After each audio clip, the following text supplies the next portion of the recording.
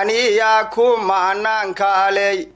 kalsooni siisay kaalaman aniyaku maanan kaalay kalsooni siisay kaalaman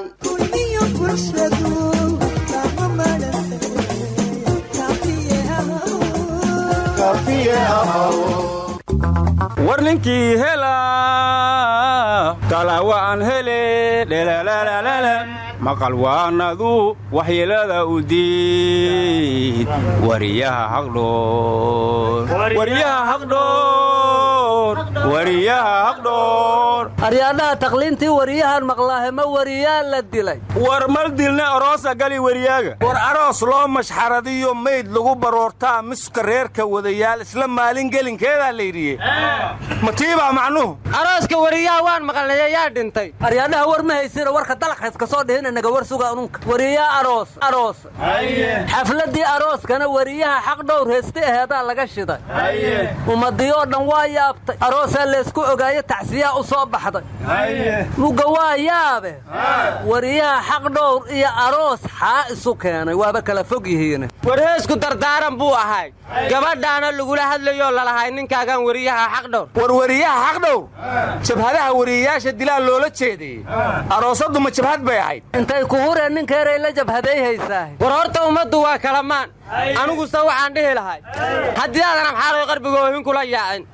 dekad cadala waa mudan tahayo duqaha loo sheego qarqarsiga nin rag ayaa ku xiray dumarna qiimeeyey fataal oo dhan saakaa rasaas loola fiirsadaye sawaariikhdu meeshaan la rabay waa ku socotaaye kordhiyay karaamaad bulshada uga kasbaysaane ururshaha kacaankiiyo maxaa odaga kuu geeyey intaasaan ku soo koobaya ayaanan sii badin horta waaliyoba waali ka daranaan maqli jira bal ninkaas wuxuu isu soo jiijiida bugaan maqasheen qalbigu miidin jiijiidmay warninkaan waxaan u maleeyey inuu gabaga 4.5 ku qaybiyey war anigu waxaan idiin hayaa waxaad ka hadasheen oo dhan wax ka duwan horta dadku waa kala maan wuxuu yidhi waddanu qalalaasiya dagaal qayrkii ka reebay haddii aad xil u qaaddo oo dadka aad qancin weyday dacwad kuu qabsadaan adigaa qahar doontaye isqabooji walaal ninkii qaan bixi waayana bilayskaa qaban doona adu talow akhbaartu noo sheega miyay ka mid tahay nima sii baariyaysaa xaggaa ee garan maaye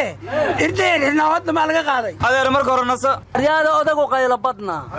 adigoon iswareerin horta aalyar fadhiiso adduunyaa diidda intaas war bakaaro miyaa ka xamaalaysa war hibil meel hege waa ka dhimidi hibilawna meel ka sii hegayto ka dhimidi hibilawna hoostanga ka dhimidi hoob isin dheegdaan ariiri aadi oo jeeyan iyonay walilay hunguro aga war muxuu ku hadlaa wowgila gubka war luqadiisa yaa gartay war yaa alihi allayahooniga laga qabta inanka sheegtay abii iyo ka kaloo afaweerka awgeennii ismaaciil iyo ordogaankii adkaaday ma ku iibsan karraa intaasi wayga su'aale lanyaw ana dadla gadaw iyonay dawladla shalgadawba ma aragne ulajeedadaaf safayla mahan edayto aryaadhaha shirka batroolka ayaamahan murunkiisu taagnay sirtiisa waa la fashilay wasiirkii batroolkana wariya haaruun macruufa wareestayo sidau u doocdoocehaaya xogtii uu qarihayayow ka soo saarow bannaanka ka soo dhigay wuxuuna yidhi shirkadda shirka qabatay ayadaa batroolka noo gedaysa waxayna saamiyahaan u leedahay 50% walax ka yar hadda walaxaa la gadaa leeskuma ogayna walaxaa la soo bandhigaha leesku ogaaya ma ogisay tahay alla ilaaha abdilo hosaas eeta eebay ta'al olkunu tubaaka laangan jabi wasiirka batroolka cabdirashiid miyaan hadda ka hor loo sheegin in wasiirkii ka qabto haaruun macruuf telefoonka oo xilkiisa ku weynayo war hadda wasiirka xilkiisa qalqal ugu jira miya kaasu ra'iisul wasaare khayray u talbina u dayhayo minuu xilka ka qaadaya shibna gadhaha warnimada waxaa la yidhi arrintii qarsoonayd haddii dibadda loo saaray soo wasiirka batroolka iyo khayra noqon mayso kollayba waxaan hubaa inaan khayrra isku barbaryac oggolayn warheedhaha war ma haysiine dadku waxay leeyihiin degmooyinka hiliwaa yaaqshid iyo dayniile iyo inta ka dhexaysa afgooye iyo xamar iyo balcad iyo afgooye inta u dhexaysa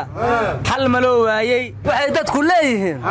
dalku ciidan badana haddana cadow ku dhuunto wax dilaya badana war maahana waa abwaan cabdidhuux ninka yidhi abni taaman lama helin janannaduna tira male war waxay dadku leeyihiin saldhiggii basroon dumin labada dacal shabeelliyo muqdishow tegi mayso war waxay dadku leeyihiin qaranka somalilan maa taageertaan xaggaasaa nabadee war adiga saa'idaa u daalanta war go'an ahayna wuugila gubya waan ku warramo jigjiga iyo kismaayo labaduba waa nabade halla taageeraa la leeyahay sababtoo ah